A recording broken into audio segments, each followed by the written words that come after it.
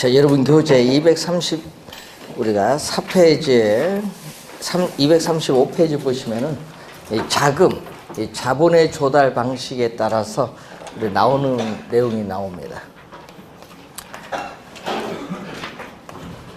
자, 이 부동산, 증권, 여러분 부동산을 담보로 증권을 발행할 수 있죠.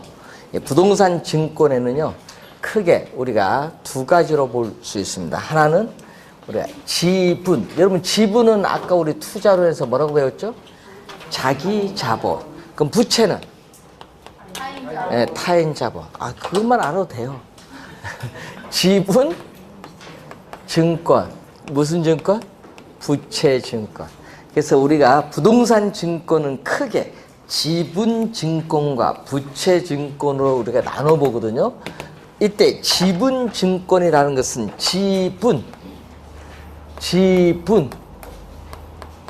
지분을 뭐 한다? 조달. 예? 지분을 우리가 조달하기 위해서 발행하는 증권이야. 지분, 자기 자본이겠죠? 그래서 이 지분인 자기 자본, 이 지분인 이 자기 자본을 조달하기 위해서 발행하는 증권이 바로 뭐가 된다? 우리는 지분증권, 지분금융 할까요? 여러분 이해하기 좋도록. 지분금융을 조달하기 위해서 발행하는 증권. 지분은 자기 자본이거든요. 자기 자본을 조달하기 위해서 발행하는 증권이다. 이렇게 보시면 되겠습니다. 그럼 자기 자본을 조달할 때는 어떻게 조달하죠? 우리는 아까 주식회사가, 아까 우리 앞에서 배웠잖아요. 주식회사가 주식을 발행을 해서 자기 자본을 조달할 수 있고, 또는 지분권, 여러분이 내가 어느 회사의 지분이 20% 있어요. 그 20%가 있는데 매각을 해서 내 돈, 자기 자본 조달할 수도 있죠. 지분권이라는 게 있거든요. 그래서 우리는 보통의 일반 투자자인 지분 투자자가 부동산에 대해서 가지는 권한이에요. 지분권을 또 뭐 한다? 지분권을 또 매각을 함으로써 자기 자본을 조달할 수 있어요. 그러면은 부채 증권은 또 뭐죠? 부채 증권은 이번은 부채 금융. 부채 금융. 요거는 지분 금융을 조달하기 위해서 발행하는 증권이고, 요거는 부채 금융을 조달하기 위해서 발행하는 증권이에요. 이때 부채는 뭐죠? 네, 부채는 타인 자본. 부채는 타인 자본이에요. 그래서 이 타인 자본을 조달하기 위한 금융이 바로 부채 금융이에요. 타인 자본을 조달하기 위한 금융인데, 타인 자본을 조달할 때는 어떻게 돼요? 우리는 기업이 회사에 뭐를 발행한다? 회사의 채권, 사채를, 여러분 개인의 사채가 아닙니다. 회사의 사채입니다.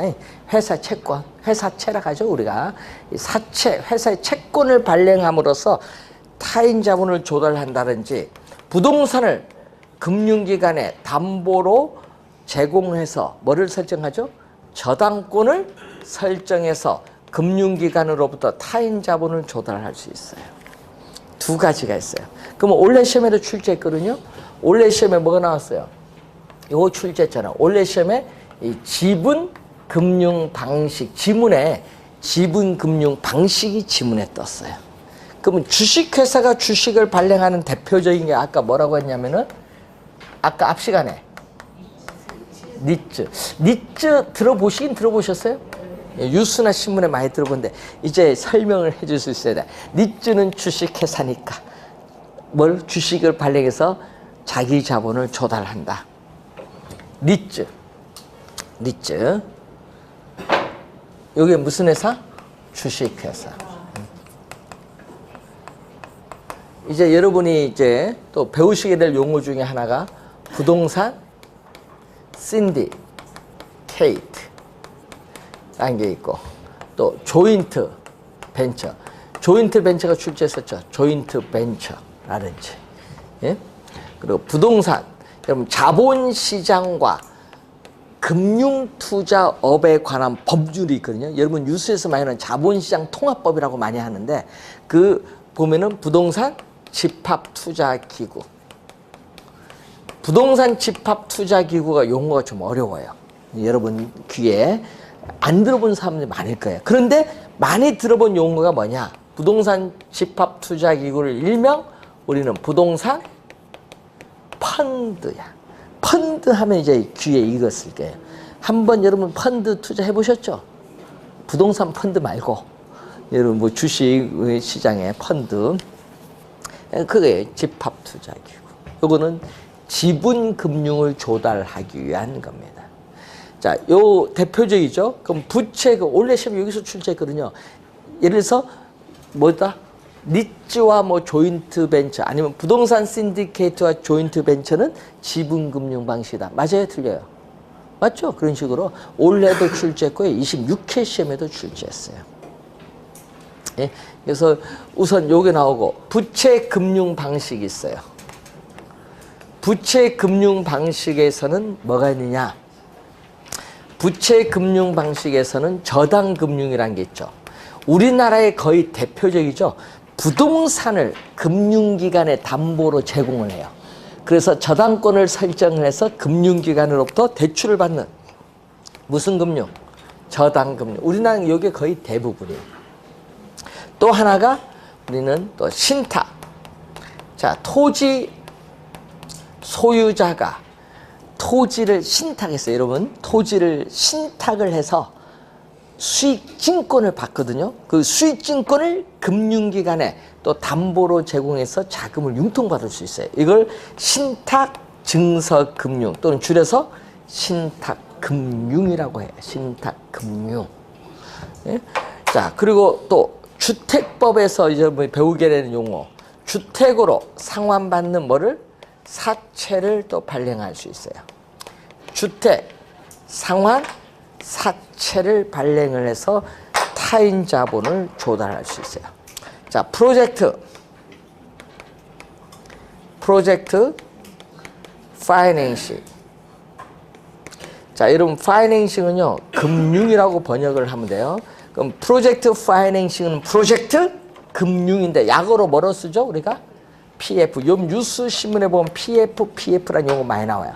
아, 그러면 여러분 이제 PF 나오면은 아, 프로젝트 금융이다. 프로젝트를 위한 자금을 융통하는 수단이다.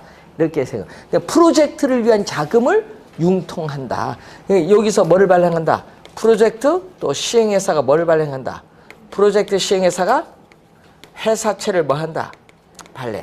프로젝트 시행회사가 회사채를 발행해서 또 타인 자본을 조달한다. 이런 건 다 우리는 부채금융이야. 그럼 여러분 지분금융, 부채금융 요 종류 구별할 수 있어야 돼요.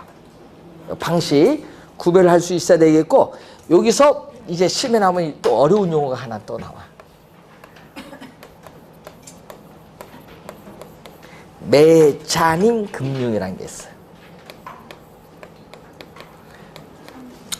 자, 메자닝 금융이라는 용어가 하나 24회 시험에 우리가 또 한 번 우리가 출제가 된 용어가 하나 있어요.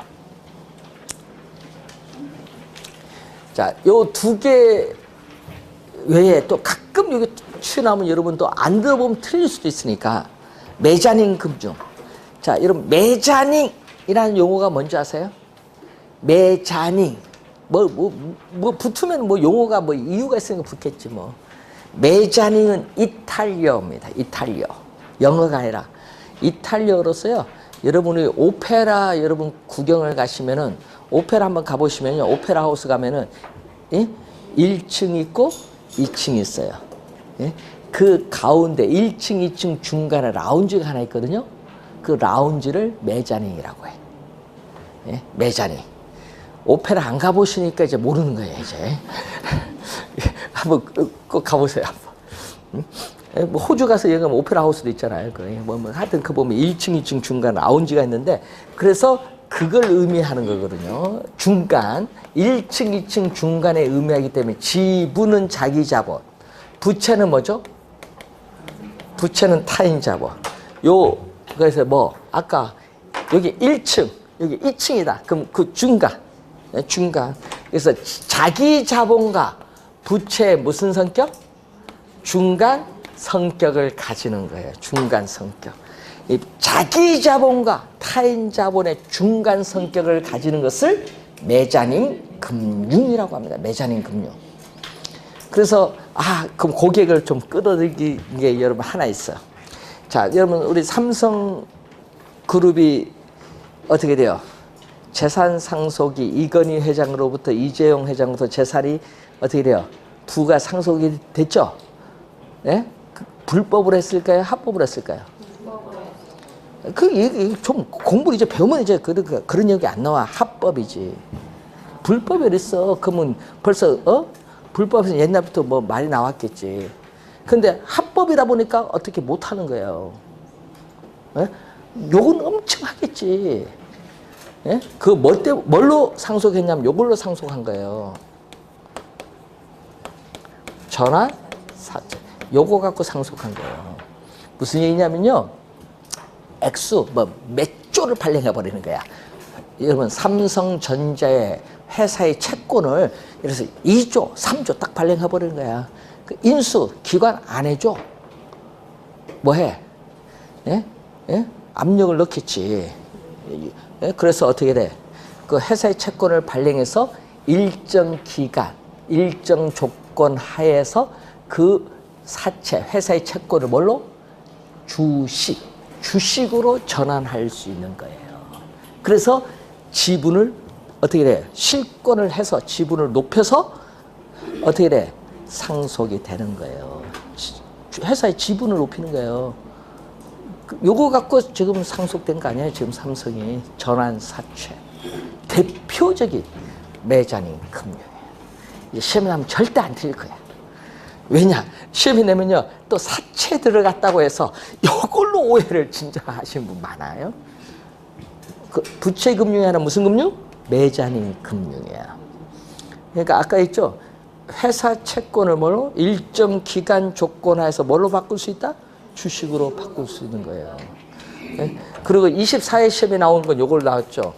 또 일정 기간 조건 하에서 새로운 주식, 신주를 부여받을 수 있는 권리, 신주를 부여받을 수 있는 권리가 부여된 사채가 있어.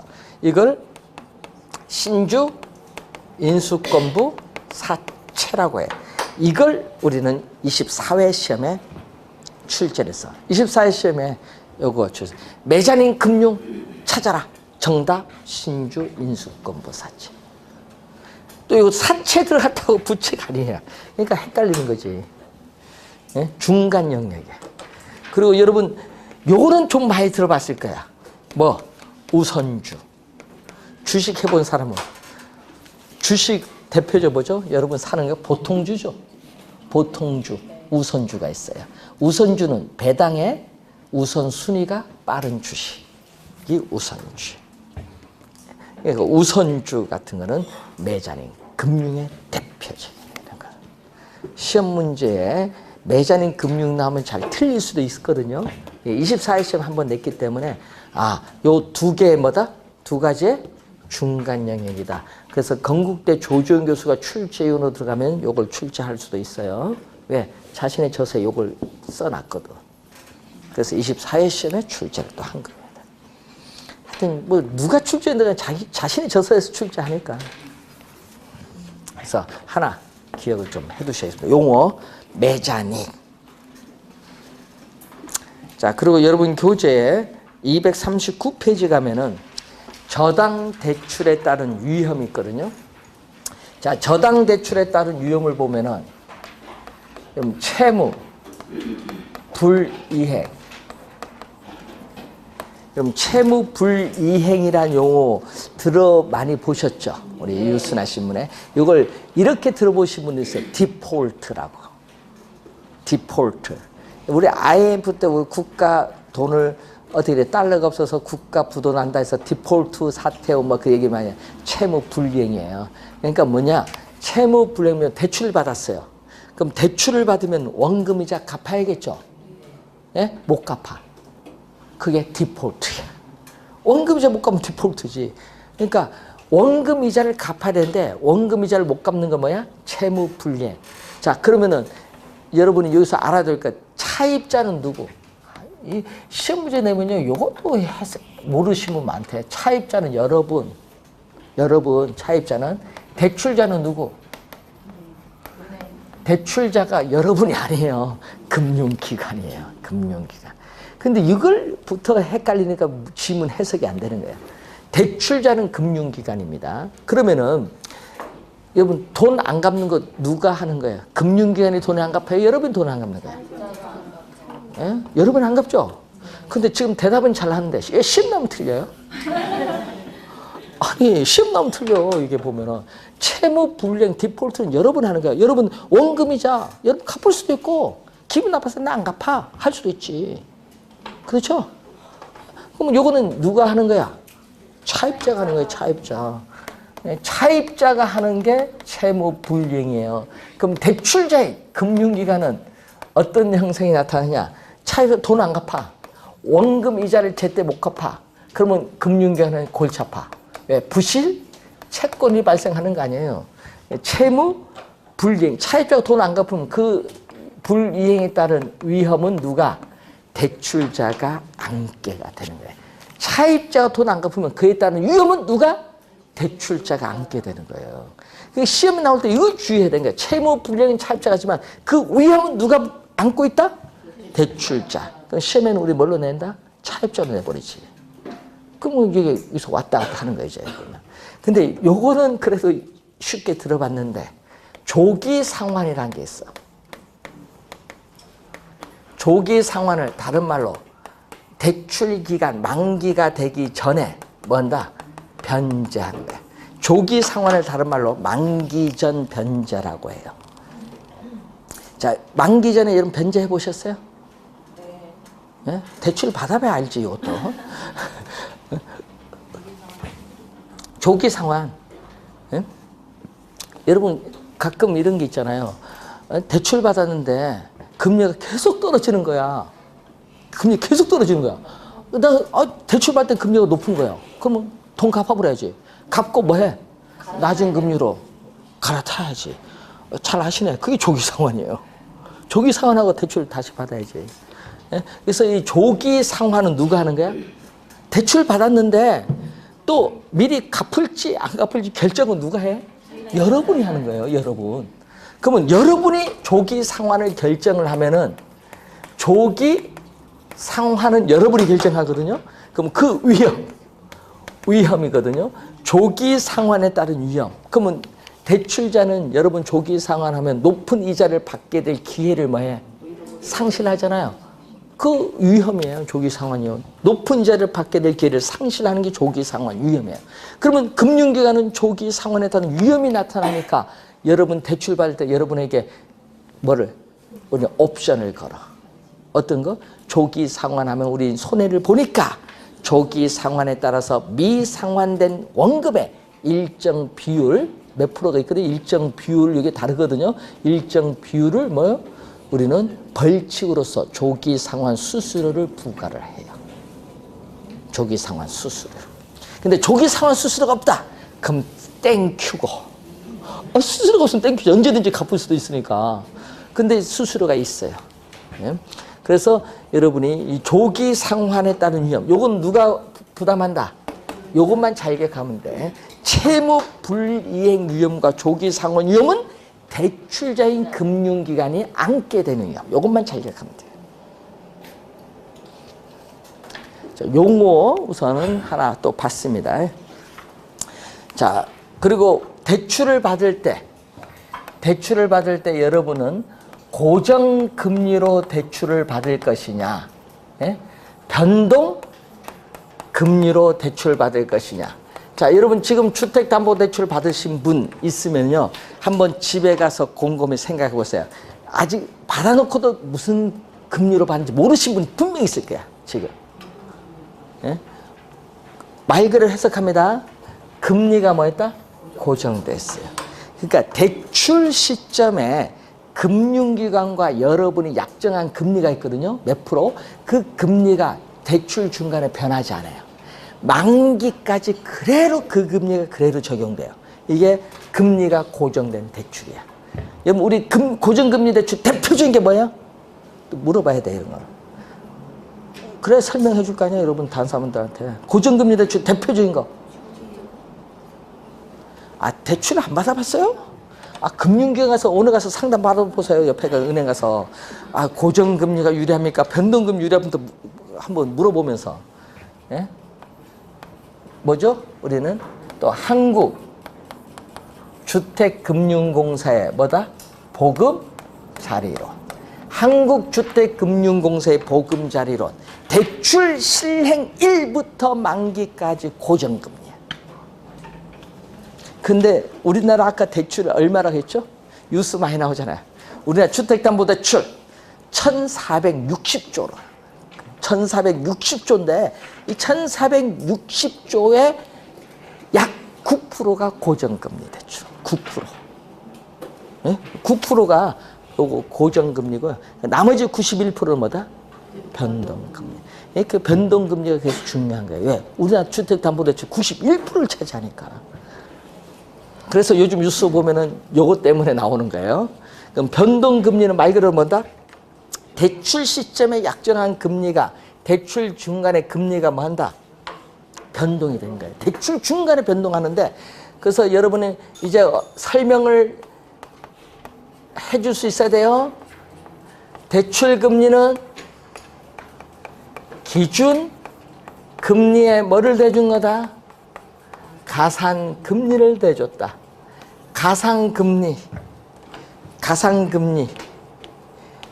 대출 받으신 분은 이걸 많이 들어봤을 거야. 가상금리는 위험가중금리라고 해. 위험이 가중된 금리. 그러면 요거는요, 요 가상금리는 대출 시점, 여러분 대출 시점에 여러분 금융기관 대출 받아요. 주택담보대출 받을 때 대출 금리 결정할 때 요게 결정이 돼요. 여러분 신용도 뭐에 따라서? 여러분 차입자의 뭐에 따라서? 신용도. 이 신용도가 뭐냐 하면요, 여러분 은행에 여러분 거래 실적 있죠.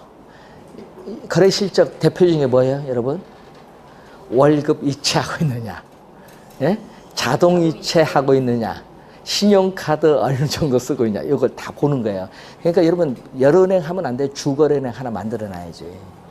대출 받으려면은 주택담보대출. 그럼 이 신용도에 따라 가상금리가 결정돼. 여러분 은행에 대한 거래 실적, 연체 실적 이런 거 다 보는 겁니다. 예? 보는 거. 우리나라는 1등급에서 신용등급은 몇 등급이냐면 10등급까지 있어요. 1등급일수록 좋은 거예요. 자, 대기업, 예? 회사 취직해서 3년 다니고 있다. 1등급입니다. 예? 중소기업 2등급이야. 뭐 이런 식으로. 중소기업 대기업보다 월급이 좀 낮으니까 그런 식으로. 그럼 가정주부는 몇 등급이냐? 보통 재산은 예? 4등급? 5등급. 근데 안 좋으면 7등급. 뭐 이렇게 갈 수도 있고. 그 가정주부가 대출 받으면 안 돼. 예? 가상금이 높으니까.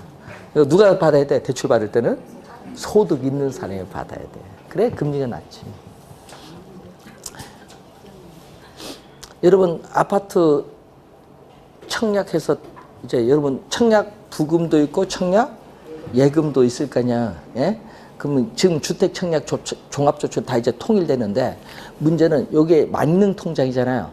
있는데 여러분도 있고 누구도 있어요. 자식도 있고 미성년 되니까 자식도 있고 또 누구도 있어. 예? 부부 다 있을 거 아니에요. 근데 여기서 주의해야 하는 게 여기 있어. 어떻게 돼? 확률을 높이기 위해서 다 신청한 거야. 와이프도 신청하고 내가 자식 신청 다 했어. 근데 와이프한테 딱 당첨돼 버리는 거야. 본인 당첨되면 좋은데 와이프가 딱 당첨됐어. 예? 예? 아파트. 근데 골치 아픈 게 뭐냐면 9억 원, 분양가 9억 원짜리가 딱 당첨된 거야. 9억이 중요한 게 아니라 이 사람들은 여기서 막 해서 막 촛불 켜고 막 해서 한번 갔어요. 그래서 이제 그거 좋아할 일이 아니다. 지금 케이크 자를 일이 아니다. 돈 어떻게 마련할 겁니까? 물었지. 아, 대출 받으면 되죠. 그래서 얘기했어. 대출? 누구 이름으로? 분양받은 사람 이름으로? 여기 높은데? 그 높은 건 둘째 치고 증여세를 내야 돼. 가정주부는. 9억 어디서 조달했어? 누구한테 돈 빌렸어? 누구? 남편 아니에요. 남편이 와이프한테 증여한 거예요. 증여세 내야 돼. 당연히 내야지. 그러니까 항상 소득을 증빙할 수 있는 자료를 다 만들어놔야 돼. 부부간에도 통장거래 확실히 하셔야 돼. 네? 부모 있죠? 부모님하고도 확실히 해야 돼. 혹시 지방에 땅 가지신 분 있어? 부모님이 과손하고 있어. 나 이제 과손 못해. 팔았어. 그래서 팔았는데 20억 받았어요. 예? 안생에 과손 팔아서 20억 받았어요. 그래서 자식 5명인데, 그래도 내 거 한 5억 남기고 3억씩 이제 뭐 붙여준다고 통장으로 보통 하죠. 그 순간 어떻게 돼? 증여세가 국세청에서 바로 폭착됩니다. 내야 돼요. 증여세. 그러면 안 내죠.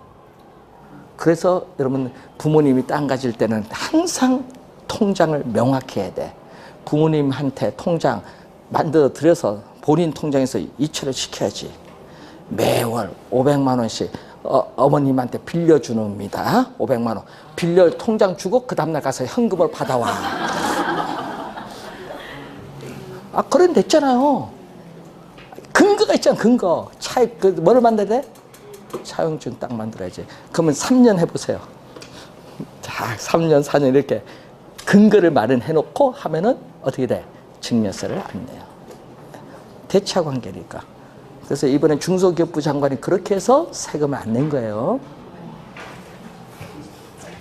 대차 관계. 미성년자 자식하고. 그게 절세라는 거예요. 그러니까 중개업을 할 때 그게 중요한 거야, 여러분이.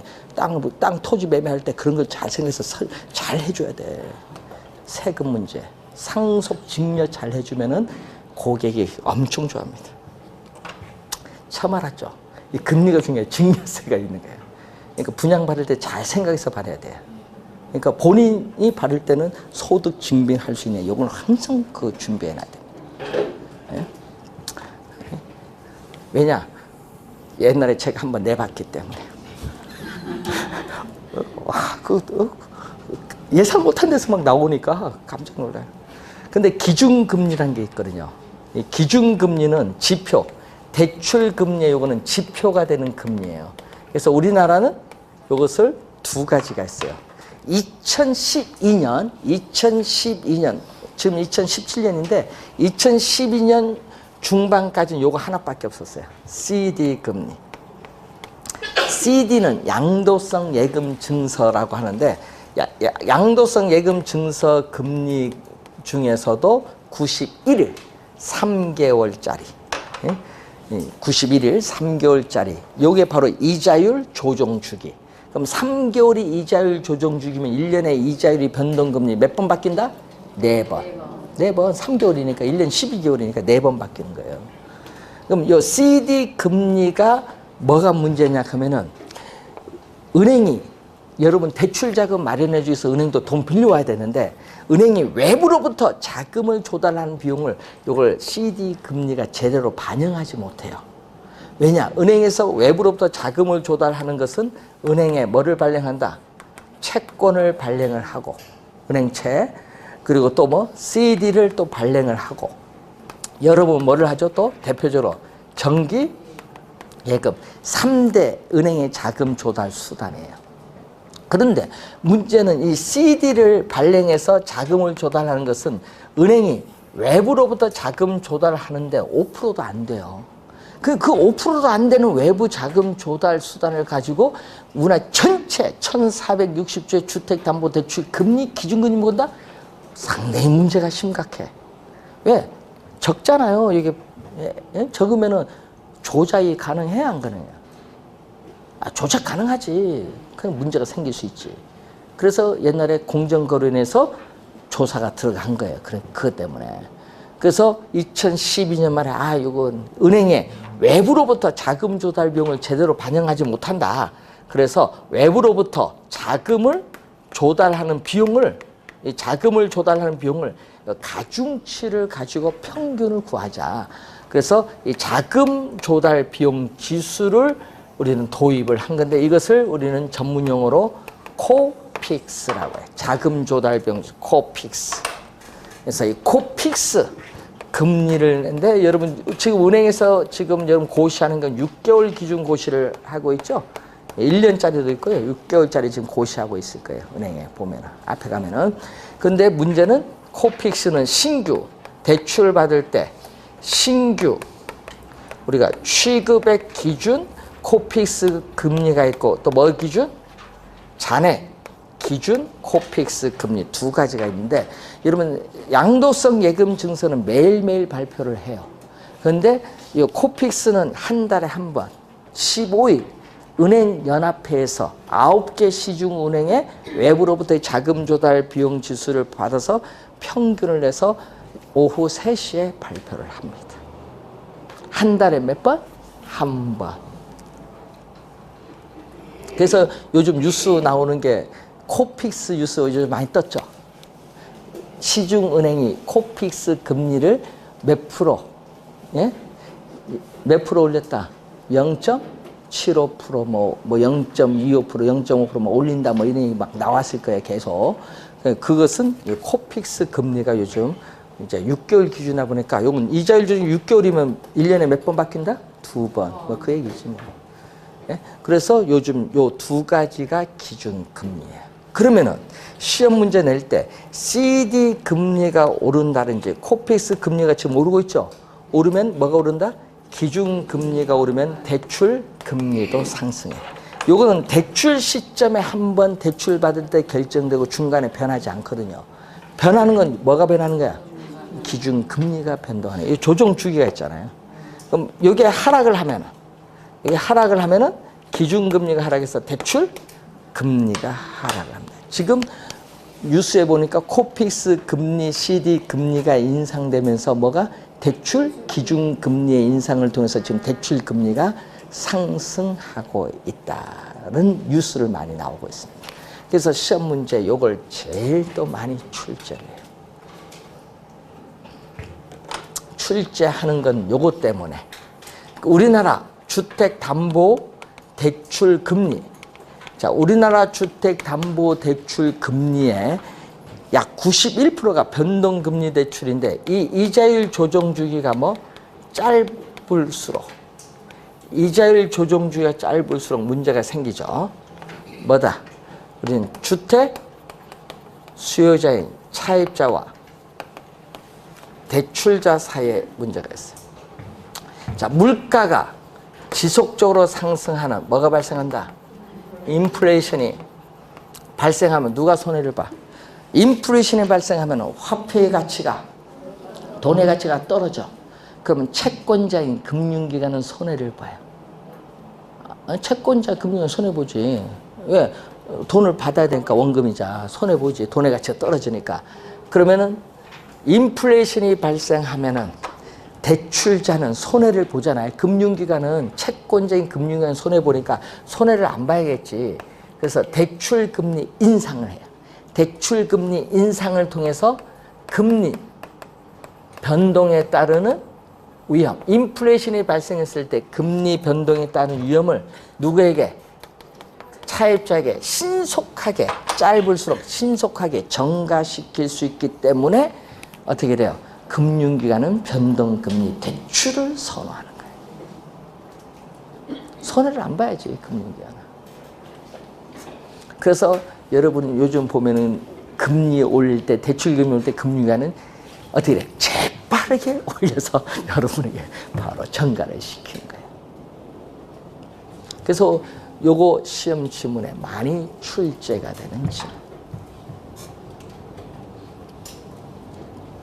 자, 우선은 고정금리 대출로 대출을 받을 것이냐, 변동금리 대출로 대출을 받을 거냐 상당히 중요하고, 자, 그 다음에 대출 상환 방식이 나옵니다. 여러분 교재 242페이지예요.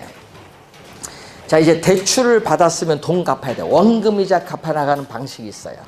자, 원금이자 갚아나가는 방식을 보면은 거기에 여러분 올해 시험에 출제된 게 또 요걸 출제했거든요. 원금을 뭐다? 균등하게 분할 상환한다. 이것을 C 약어로 AM이라고 해. 원금 균등 분할 상환. 자, 한번 말 그대로 갈까요? 대출 원금, 대출금을 뭐다? 균등하게 분할 상환한다. 대출 원금, 대출금을 균등하게 분할 상환한다. 여러분, 요 CAM 원금 균등 분할 상환의 대표적인 예가 뭐냐 하면요, 백화점 여러분 가셨어요. 백화점 가서 10개월 할부로 물건을 샀어요. 가구를. 그때 할부로 사면은 원금이자 갚아죠. 그 갚는 방식 요거예요. 원금 균등 분할 상환. 예? 그래서 오늘 배웠으면 이제 한번 백화점 할부 원금 이자 한번 계산해 보세요. 집에 가서. 그럼 한번 볼까요? 우리는 매월 또는 매년 상환 조건인데, 자, 우리가 연 이자율 예를 들게요. 여러분 이해하기 좋도록. 연 이자율 12%, 연 이자율 12%, 대출금 1,200만 원, 대출 기간 만기가 몇 년? 1년. 다른 요인은 아무런 변화가 없다. 다른 요인은 아무런 변화가 없다. 요것만 딱 주어졌어요. 자, 그러면은 우리가 이제 매월 여러분 매월 매년 두 가지 상환 조건에서 매월 상환 조건입니다. 그럼 매월 갚아나가는 원금 상환액이 얼마냐? 매월 갚아나가는 원금 상환액은 대출금 얼마죠? 1,200만 원. 대출기간 만기거든요. 대출기간 얼마? 1년. 매월이니까 12개월. 약분하니까 얼마? 100만 원이야. 그러면 첫 번째 달에 얼마? 100만 원. 두 번째 달도 얼마? 100만 원. 그래서 마지막 12개월도 얼마? 100만 원이에요. 100만 원. 그러니까 여기에요. 그러니까 여러분, 매월 갚아나가는 원금 상환액은 100만 원으로 뭐다? 동일하다. 이게 원금 균등 분할 상환이에요. 근데 이자가 다르거든요. 이자는 항상 뭐에 대해서 하냐면은 매 기간마다 융자 장고를 다른 말로 미상환된 원금. 자, 매 기간마다의 융자 잔고는 미상환된 원금에 뭐를 곱해요? 이자율은 항상 융자 잔고에 대해서 적용이 돼요. 그러면 얼마죠? 지금 처음에 돈 아직 안 갚았죠?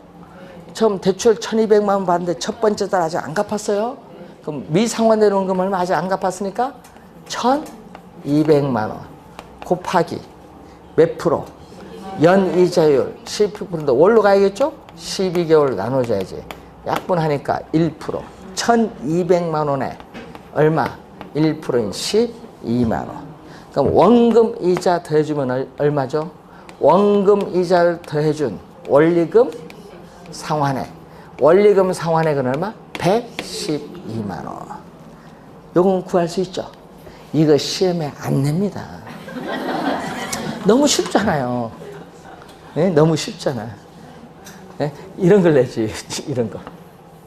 뭐 2개월째, 아니면 5개월째, 6개월째. 올해 시험에 뭐 냈어요? 올해 시험에 만기에 뭐 6년 차, 13년 차. 올해 출제했잖아요. 근데 원금은 뭐다? 똑같아. 원금 같은 뭐만 잘 구하면 돼? 이자만 잘 구하면 돼. 그러면 이자 구할 때 융자 잔고라는 걸 항상 명심해야 됩니다. 처음에 얼마? 자, 돈 아직 안 갚았으니까 첫 번째 달 융자 잔고는 1,200만 원이에요. 100만 원 갚았어요. 첫 번째 달. 그럼 이제 융자 잔고는 두 번째 달 오니까 얼마? 1,100만 원이에요. 1,100만 원에 몇 프로? 월 1%, 10 얼마? 1만 원, 111. 그러면 이제 또 100만 원 갚았어. 그럼 얼마? 1,000만 원. 그러면 이제 구하는 게 쉽지. 6개월이든 몇 개월이 나온 것은. 네.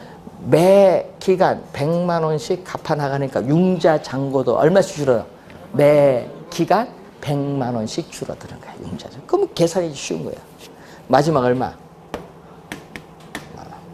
101만 원이 되지. 그런데 원금은 똑같은데 이자는 12만 원, 11만 원, 10만 원, 9만 원, 8만 원, 만 원씩 줄어들어. 그러니까 뭐죠? 100만 원씩 융자 잔고가 줄으니까 이자도 일정 금액 만 원씩 계속 줄어들어요. 그 얘기입니다. 그래서 시험 문제에 요 계산하는 문제를 원래 출제를 했어요. 오늘 집에 가서 백화점 할부 끌으신 분 한번 계산을 본인 한번 해보세요. 그래야 실력이 늘죠. 예. 자, 그런데 그러면 어떻게 돼요?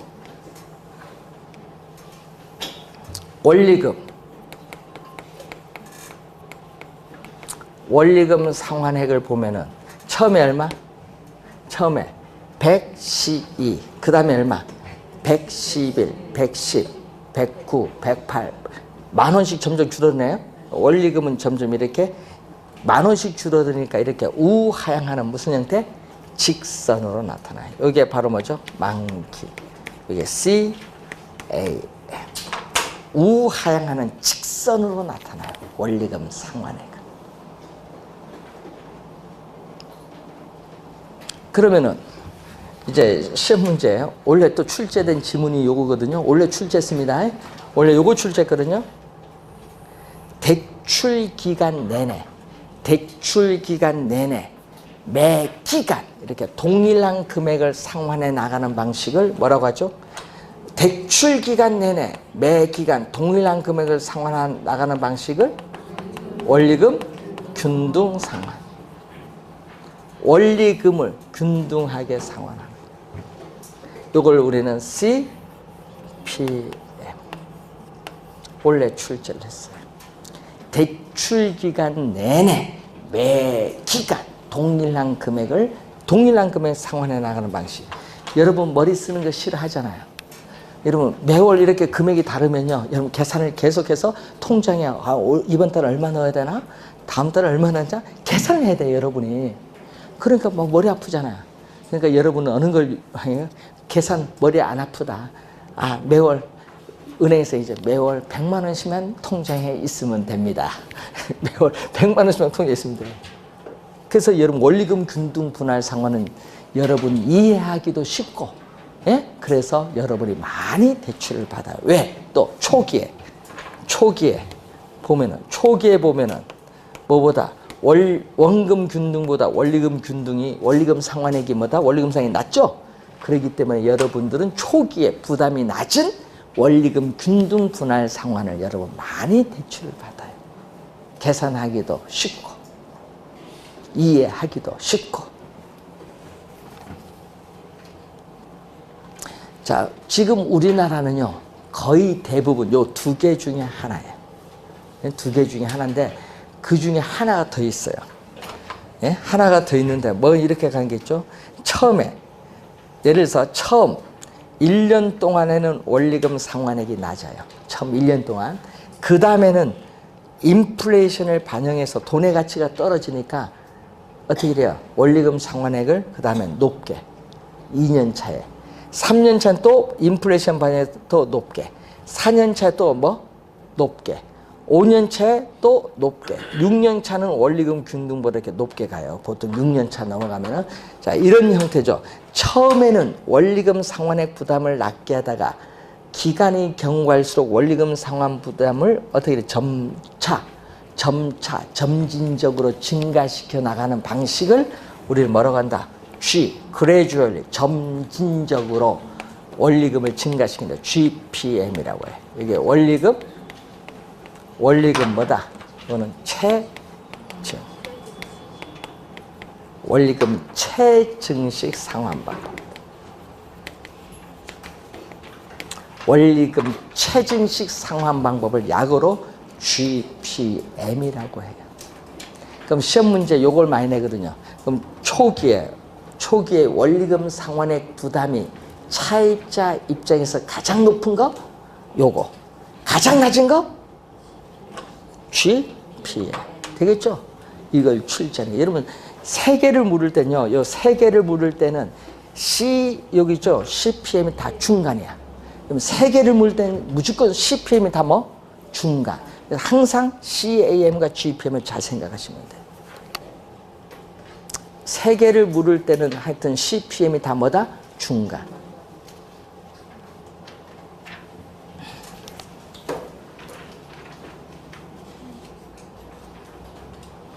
여러분 우리나라 여기 있을까 없을까요?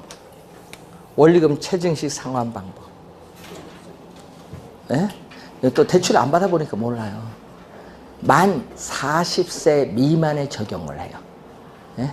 한국주택금융공사의 이 보금자리. 한국주택금융공사의 이 보금자리 만 40세 미만에 적용을 합니다. 왜? 아직 젊으니까. 처음에는 어떻게 돼요? 소득이 낮으니까 적게 갚아. 나중에 기간이 경과할수록 직급도 올라가고 소득도 올라가고 부동산 가치도 올라가잖아요. 그때는 많이 갚아 나가도록 하는 거예요. 그럼 여러분은 어느 게 좋겠어요? 여러분 대출 받을 때 뭐 고민할 거 없어. 여기 좋지 뭐 5년까지. 그래서 여러분 딱 대출 받을 때 한국주택금융공사 보금자리 나 대출 받겠다. 요걸 적용하면 되지. 그래서 딱 얼마? 3년 보여다가 팔겠다. 그러면 처음에 적게 갚으면 여기 좋지. 부담이 낮잖아요. 그리고 어떻게 부동산 가격이 3년에서 많이 올랐을 때 팔면 되지. 그래서 여러분이 한 5년 이내에 짧은 기간, 5년, 뭐 4년, 3년 이렇게 보유하다 처분할 때는 GPM 하는 것이 좋아요. 몇 살? 만 40세 미만.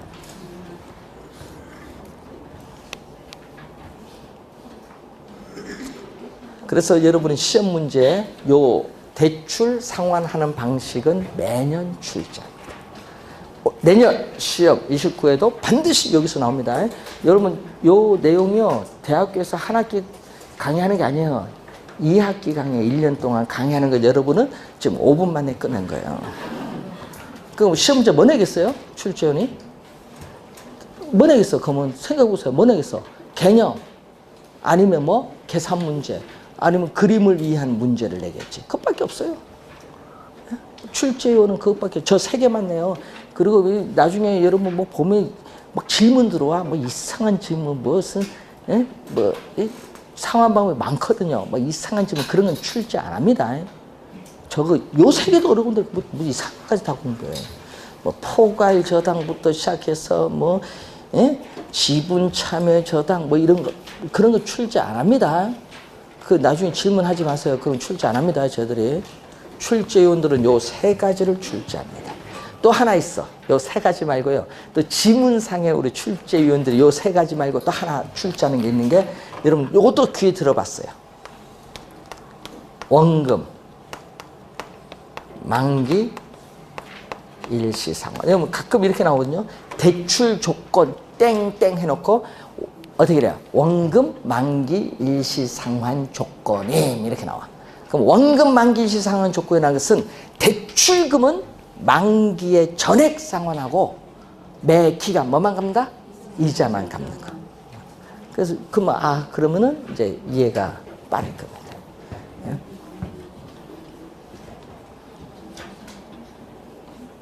거치 기간은 또 뭐예요? 거치 기간. 이것도 이해 안 되신 분 있대. 우리 거치 기간 3년 후 원리금 균등 분할 상환 이렇게 시험에 나오면요 해석이 안 돼 또.